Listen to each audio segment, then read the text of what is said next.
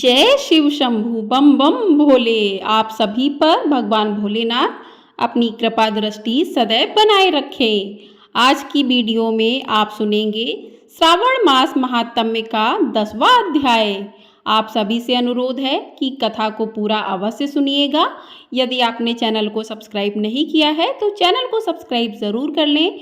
आपको हमारे चैनल पर सावन मास में प्रत्येक दिन सावन मास महात्म्य की कथाएं सुनाई जा रही हैं, तो आप चैनल को सब्सक्राइब ज़रूर कर लें और कमेंट बॉक्स में हर हर महादेव अवश्य लिखिएगा। तो चलिए आज की कथा प्रारंभ करते हैं।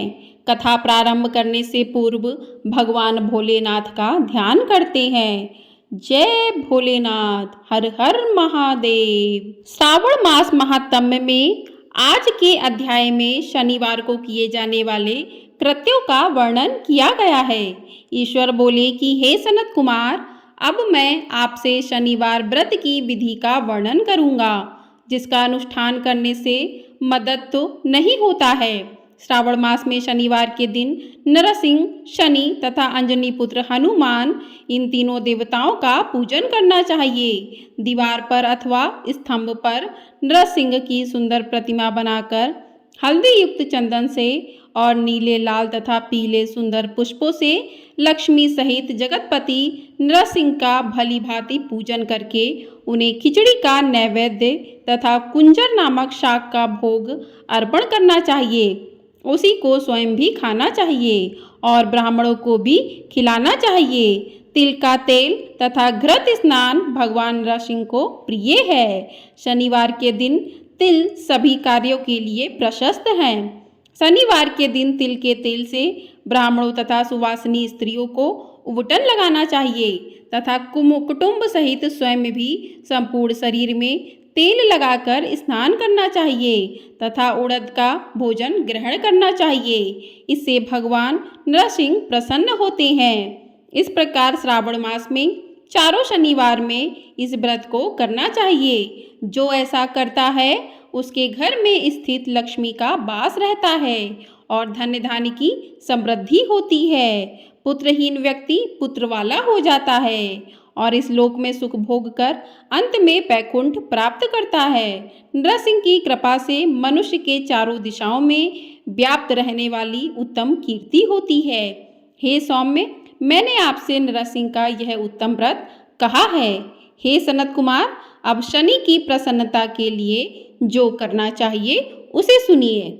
एक लंगड़े ब्राह्मण और उसके अभाव में किसी ब्राह्मण के शरीर में तिल का तेल लगाकर उसे उष्ण जल से स्नान कराना चाहिए और श्रद्धापूर्वक नरसिंह के लिए बताए गए अन्न अर्थात खिचड़ी उसे खिलानी चाहिए। उसके बाद तेल, लोहा, काला तिल, काला उड़द, काला कंबल प्रदान करना चाहिए। इसके बाद व्रती यह कहे कि मैंने यह सब शनि की प्रसन्नता के लिए किया है, शनिदेव मुझ पर प्रसन्न हो।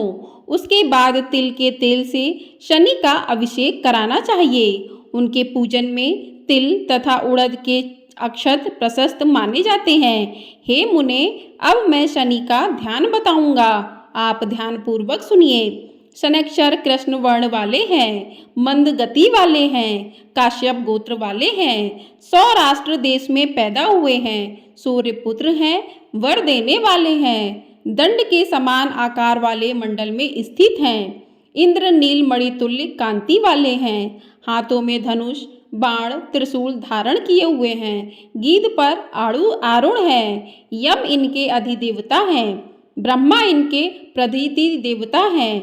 ये कस्तूरी, अगुरु का गंध तथा गुग्गुल का धूप ग्रहण करते हैं। इन्हें खिचड़ी अधिक प्रिय है। इस प्रकार ध्यान की विधि कही गई है। इनके पूजन के लिए लौहमयी सुंदर प्रतिमा बनानी चाहिए। हे द्विजश्रेष्ठ, इनके निमित्त की गई पूजा में कृष्ण अर्थात काली वस्तु का दान करना चाहिए। ब्राह्मण को काले रंग के 2 वस्त्र देने चाहिए और काले बछड़े सहित काली गौ प्रदान करनी चाहिए। विधि पूर्वक पूजा करके इस प्रकार प्रार्थना तथा स्तुति करनी चाहिए। आराधना से संतुष्ट होकर जिन्होंने नष्ट राज्य वाले राजा नील को उनका महान राज्य पुनः प्रदान कर दिया, वे शनिदेव मुझ पर प्रसन्न हो। नील अंजन के समान वर्ण वाले, मंद गति से चलने वाले और छाया देवी तथा सूर्य से उत्पन्न होने वाले उन शनैश्चर को मैं नमस्कार करता हूँ। मंडल के कोण में स्थित आपको नमस्कार है। पिंडल नाम वाले आप शनि को नमस्कार है। हे देवेश, मुझ दीन तथा शरणागत पर कृपा कीजिए। इस प्रकार स्तुति के द्वारा प्रार्थना करके बार बार प्रणाम करना चाहिए। 3 वर्णों ब्राह्मण, क्षत्रिय, वैश्य के लिए शनि के पूजन में सन्नो देवी इस वैदिक मंत्र का प्रयोग बताया गया है और शूद्रों के लिए पूजन में नाम मंत्र का प्रयोग बताया गया है। जो भी व्यक्ति दत्तचित्त होकर इस विधि से शनिदेव का पूजन करेगा उसे स्वप्न में भी शनि का भय नहीं होगा। हे विप्र, जो मनुष्य श्रावण मास में प्रत्येक शनिवार के दिन भक्ति पूर्वक इस विधि से व्रत को करेंगे उन्हें शनैश्चर के द्वारा लेश मात्र भी कष्ट नहीं होगा।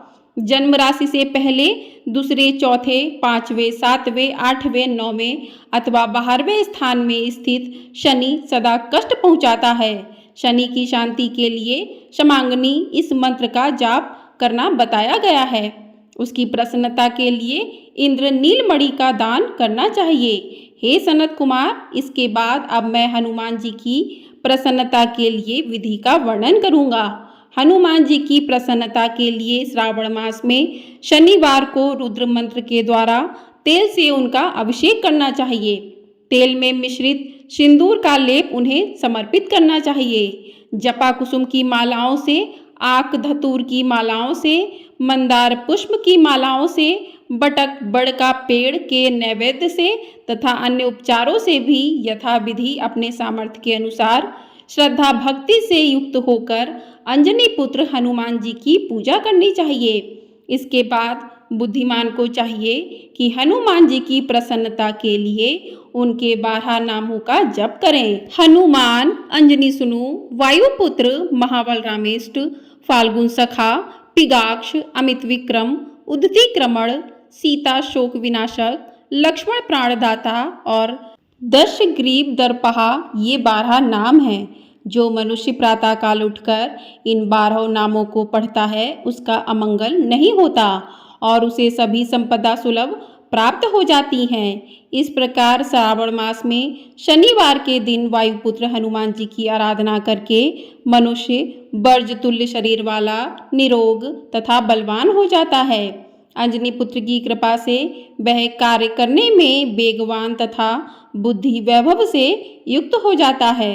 उसके बाद शत्रु नष्ट हो जाते हैं, मित्रों की वृद्धि होती है, वह वीरशाली तथा कीर्तिमान हो जाता है। यदि साधक हनुमान जी के मंदिर हनुमत कवच का पाठ करे तो वह अणिमा आदि 8 सिद्धियों का स्वामित्व प्राप्त कर लेता है और यक्ष, राक्षस तथा बेताल उसे देखते ही कंपित तथा भयभीत होकर वेगपूर्वक 10 दिशाओं में भाग जाते हैं। हे सत्तम, शनिवार के दिन पीपल के वृक्ष का आलिंगन तथा पूजन करना चाहिए। शनिवार को छोड़कर अन्य किसी दिन पीपल के वृक्ष का स्पर्श नहीं करना चाहिए। शनिवार के दिन उसका आलिंगन सभी संपदाओं को प्राप्त कराने वाला होता है। प्रत्येक मास में 7 बारों में पीपल का पूजन फलदायक है, किंतु श्रावण में यह पूजन अधिक फलप्रद माना जाता है। बोलिए हर हर महादेव। इस प्रकार से श्री स्कंद पुराण के अंतर्गत ईश्वर सनत कुमार संवाद में श्रावण मास महात्म्य में शनैश्चर, नृसिंह, हनुमत पूजनादि शनैश्चर कृत्य कथन नामक 10वां अध्याय पूर्ण हुआ। बोलिए हर हर महादेव। जय हनुमान जी की जय, शनि भगवान की जय। तो इस प्रकार से 10वां अध्याय पूर्ण होता है। आप सभी लोग पर महादेव भोलेनाथ की कृपा बनी रहे, शनिदेव का आशीर्वाद आप सभी को प्राप्त हो, हनुमान जी की कृपा सदैव बनी रहे। इस प्रकार से ये कथा समाप्त होती है। आपको ये वीडियो पसंद आई हो तो वीडियो को लाइक ज़रूर कर दीजिएगा। आपका एक लाइक हमारे लिए बहुत अधिक महत्वपूर्ण होता है और वीडियो को शेयर भी कर दीजिएगा। और चैनल पर पहली बार आए हैं तो चैनल को सब्सक्राइब ज़रूर कर लीजिए। आपको हमारे चैनल पर सावन मास महात्म्य की कथाएं सुनाई जा रही हैं, तो इन कथाओं को ज़रूर सुनिएगा और कमेंट बॉक्स में हर हर महादेव अवश्य लिखिएगा।